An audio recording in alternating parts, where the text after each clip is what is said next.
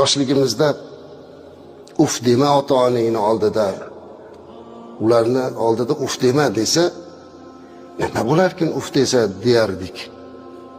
Ammo o'zimiz farzandlar ko'rib, nabiralar ko'rgandan keyin ularni bir marta uf deyishligi ota-onani qalbiga qattiq ozorligini ko'ryapmiz aslida. Agar bitta uf desa, savol paydo bo'lar ekan, nimaga uf deyapti? Nima uchun? Nimasi muammosi bor ekan? Ota-ona tashvishi boshlanadi. Nega bolam uf deyapti ya? Bolam qiynaldimi? Aytaylik, bir odam keksa odam uyda o'tiribdi-da, bolasi uf deyapti.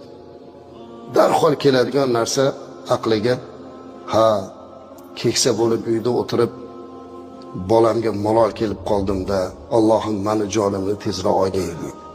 Mana bolam uf deyapti. Mendan to'ydi, zerikdi deydi.